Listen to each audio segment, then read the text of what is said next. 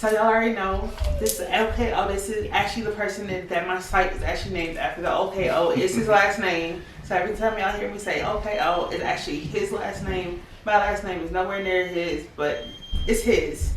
So this is Michael. This is my husband. This is like majority of the reason why I even started my YouTube. He's the one that gave me the idea to start my YouTube or whatever. So he just finished basic training and I've been talking about it forever. Y'all seen the video of me putting his graduation up and everything. He didn't have a school graduation because Corona's out here and all this extra stuff, but he's finally home.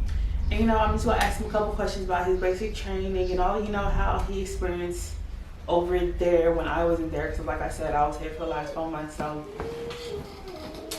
okay, how you doing, Michael? I'm fine. Can't complain about nothing. So once again, Michael, okay, or Corey. So how was basic training? I mean, like the name says, basic training is probably, you know, mostly like talking about knowing the basics of being in the military. You know, trying to see what how they can convert you from civilian to a military officer or a military if you're enlisted or whatever you are. So like it says, basic. You know, it's basically how when they break you down, remove all the necessary civilian life in you and give you the military lifestyle, the discipline, the fitness you need, you know. So probably basic training to me, it's more of where I was able to learn a lot of things. One of it is discipline, one of it is self-constraint. You know, when you get over there, there's about 1,000 other people who are coming through the same spot, and you know, we're gonna have differences. We live together in my division. We had about 80 people in one division, and we all live together. We all have our differences. Some of us are alpha males, some of us, would always conflict together, but good thing about it, we always learn to live together. So basic training was good, it was fun, it was stressful, it was everything you could think of.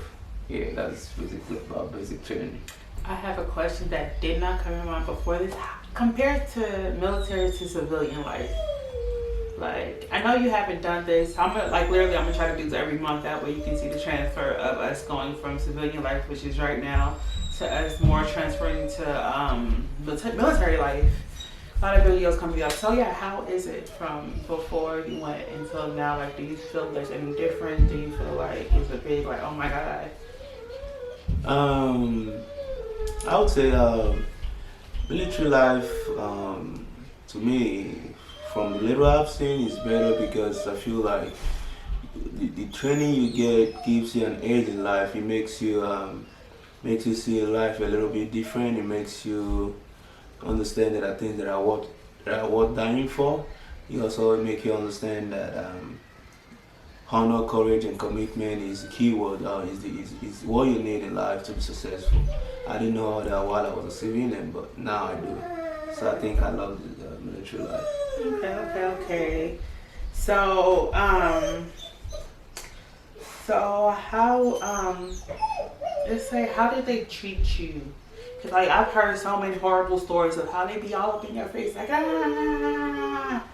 And like, how was it for you? Cause I know like a lot of people always think about basic training as being this just in your face type of group. And I know, like, I went and I didn't really feel like that. Matter of fact, I had friends that became my drill sergeant, so I know it wasn't like that. But from somebody that just went in now, since I did it so long ago, how was it for you in that aspect? I mean, the instructors you have over there, they're over there to do their job, and their job means sometimes having to be hard on you. But in most cases, it is to teach you something. It is to make you. It is to break out something out of you. It is to make you a better person. I wouldn't say they treated us bad. You know, when you come into boot camp, they're gonna make you. They're gonna create a system where we understand this is that, and sometimes it is what it is. They shout at you. But one thing you should understand is it's not coming from a point of hatred. it's coming from a point of love. They're trying to teach you, they're trying to convert you, they're trying to make you a sailor in the United States Navy. And you know, I can't explain this too much because already most of you who know about it know the U.S. Navy is world best navy in the world, and for us to maintain that spot in the world, we need to be different from the rest of the people. And how do we become different? It is those men and women out there who teach us, who are in boot camp, those instructors, those petty officers, those chiefs. It is their job to make sure that the U.S. Navy maintains and always will be the best Navy in the world. So how do they do that? It's by them making sure we're on track. How do they make us be on track? Is by sometimes having to shout on us, sometimes having to, make you do some. I don't want to call it a punishment, but I want to say drill you. Drill you to the point where you should. There are certain things you don't do no more. I call it positive motivation. Yeah, it makes so you work a little bit harder. They motivate you, and before you know what is happening, doing the right thing becomes the second nature. Yeah. Okay. In my past video, I did talk about how that he had problems with swimming that way. His graduation got pushed back. In your aspect, how was the swimming difficult? Like, what was the different phases? And I know, like, it can be super hard, super long. Matter of fact, that was the one reason I did not join the Navy was because I saw the swimming part. So, be honest. This is for those who's trying to join the Navy and don't know how to swim. I mean, when you go to the recruiting office, they're gonna tell you, that's okay. They're gonna teach you how to swim. They're gonna do this. They're gonna do that. For sure, they're gonna teach you. But I would say my advice as someone who just came out from boot camp, who doesn't know how to swim, and right now I'm a sailor. Like I graduated, I did it, but it wasn't easy. I would suggest that I would advise before you come to the Navy or before you go to the recruiting office, start some swimming classes. If you don't know how to swim at all, learn how to swim as much as you can. Yeah, when you get it, they're gonna teach you how to swim. That is for sure. But you can imagine if you don't know how to swim at all and you get to a spot where there are, say, 100 other people who doesn't know how to swim, and there are about 5 or 3 instructors who are trying to teach you how to swim in a smaller pool because you can't swim in the big pool, obviously. So they take you to a smaller pool. It is going to be difficult for them to individually teach each one of you how to swim individually. So at the end of the day, it's going to be a group thing. They're going to teach you how to swim, but it's 100 people out there, So if you have an idea of how to swim before you come, or you have a little bit, you can swim a little bit, it will be very easy for you to learn fast. But if you don't know how to swim at all, it's going to be difficult. Remember, you don't have all the time in the world. Boot camp is 8 weeks. And among those 8 weeks, when I got to the boot camp, normally we're supposed to start swimming classes by the second week. But I started my swimming classes by the 3rd to the 4th week because I went to boot camp in December. And we were called push divisions. So what I meant was from 18th of December that I went to boot camp, I was in P days. And what is P days? P days is basically supposed to be for 3 days or thereabout. I was in P days for 2 weeks. So you see the difference? By my second week, I was supposed to start swimming, but I didn't. I started like on my 3rd week. So that means I have only like 5 weeks. Swimming is not the only thing you do in boot camp. You do PFA, you do other things. You do, you go to the range, you do all that good stuff. So you won't have all the time in the world to go swim. And when you do have time, there's hundreds of you over there. So it becomes difficult. So for me, for my individual experience, it was difficult. I had to use my spare time. I had to use my free time. Maybe my class or my division is going to something else. If it's not too important, I will tell them, okay, let me not go to it. And let me go for swimming. So sometimes I use my personal time to go swim just to make sure I pass. So I put in extra work. I can remember one of the days we had our divisional picture. Like the whole division is going to take a picture, and this is what's going to be in the album. I asked my chief that I don't want to take the picture. I want to use that time to go swim. You see, he approved it. He let me go. He approved it. I would go, but it was 2 of us. The other person refused. The other person said he really want to take the picture. So my chief was like, I can't let you go and don't let the other person go. So what's gonna happen is the two of you will take the picture. So I didn't go to swimming. So why did I bring this up? I brought this up because if you don't know how to swim, you will lose other things. So you need to learn how to swim, or at least start, have Swimming class. before you go. Do classes, even if you don't really know how to swim, but have the idea. Do classes so that when you get to the water in the pool, in the combat pool over there in Great Lakes, it will be difficult for you. So I spent extra 3 weeks in boot camp just because of swimming. Mm-hmm. So my 8 weeks of boot camp turned to 11 weeks just because of swimming. So if you can't swim, my advice is go learn how to swim. There is other friends I have. They couldn't make it, even with the extra time they gave us. Probably they're gonna give you 21 extra days to either pass your swim or go home. Some of us went home. Some of us didn't make it. It's not just about swimming only. There are people who I also know who couldn't graduate because they couldn't pass their PFA. PFA is basically to run. Running, push-up, and sit-ups. In the Navy, it's 1.5 miles. Now, so I don't know what your age is. From 18 to 20 years, you have to run it in 12 minutes, 12 minutes, 15 seconds. So if you're not in good shape, start something at home before you go to boot camp. So these things is gonna make it easier for you when you get there. Some other guys who failed PFA, they were pushed back, and they will give you just only 3 days. 3 attempts to pass it. Other than, like, for swimming they give you 21 days. For PFA they give you just 3 attempts. So if you can't do it in 3 attempts, you're going home. And all those things you already put in will be a waste. And it don't send you home. They send you to a fit.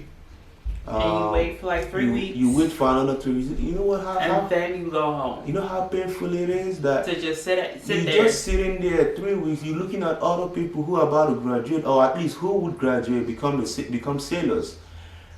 And for sure you're not graduating, and yet they're not letting you go home. So that means that 3 weeks is a hole in your life, and they're gonna pay half your payment. So please, if you want to become a sailor in the United States Navy, have some swimming skills, be strong, not just for running, for push-ups, for coil-ups, sit-ups. If you do all this all the time, you'll be in good shape and you won't have issues in boot camp. And for all those people out there that is your husband planning to go, like every morning you ask him. I woke up and I was like, yeah, you gotta do this, we gotta do that, we gotta do that. So I understood like what it had to be done to graduate. So I was already like, okay, in the morning you run, in the morning we do sit-ups and push-ups. And I was like literally some mornings be like, hey, look, I don't care, you have to get up. Like if that's what you have to do for your husband or whoever you're trying to push to go to the, do it. Like, I know it's going to be irritating. They're going to be like, oh, you don't want to do it. No. But eventually it does help him out. Because like he said, the first time he took the PT test, he actually did pass it. So I don't know if it helped at home, but I made sure every morning, like I was with him and I was like, hey, look, we got to do it because this is what you want to do. If this is what you want to do, this is what you have to do to get this. And that was my plan. Second question was, okay, I have one extra question. How did you feel at graduation? Just to put it out there, I graduated. Yeah, wait 1 second. You gotta look at the time. You see the time? You got to kind of shorten them up. Okay. We got like 4 more questions, and I don't want to make it too long. Okay. For graduation, for the record, I graduated on March the 6th, and actually was the last set for 2020 to graduate for their parents with their family coming.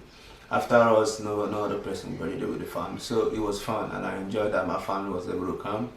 And I was happy I made it. I was happy I graduated after all the stress. Yeah. And I did see the graduation video up. The second question, how was A school compared to basic training? A school is like college. There's nothing different from A school and college. The only thing different is while in college you go home to your family or to your house or to whatever you own.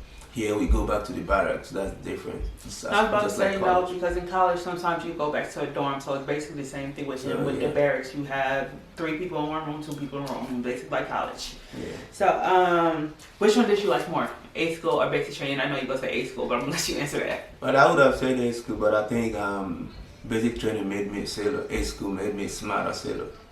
Okay, that is a very good way to put it. So I have a few more questions more as pertains to the future.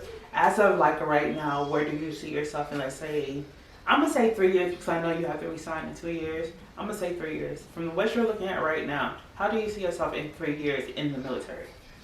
I would say from now to 3 years, it's mostly depending on what happens out in the fleet.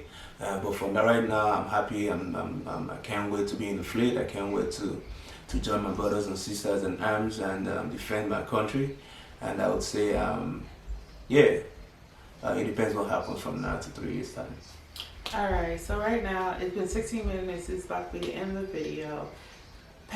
Stay tuned. Like I always say, OKO is really not my name. It was the name I got from my husband. So basically, this was always supposed to be our channel. But you're going to actually see us either drive to Virginia or whatever we do, because that's where we're going to be stationed at. And you know, it's just going to be a completely new idea of our lives and how we're going to be starting this. Just to help in the conclusion, you know, I know she doesn't do that all the time, but you know, for you to keep in touch, for you to get new updates, subscribe to her YouTube channel. I'll make more videos. I'll give you updates. You know, some of you want to know what happens in the fleet. Some of you want to know specific details of what happened in boot camp. Go down to this comment section, type your questions. Just be rest assured it's going to be answered. Mm-hmm. There's so many other things I know you want to say. Just ask the questions and you get the answers. Thank you. Okay, thank you for coming in. And like I always say, if you want to, subscribe. If you don't, you can listen to him. Alright. Okay, thank you. One love. Be safe out there for the coronavirus. Thank you, babe.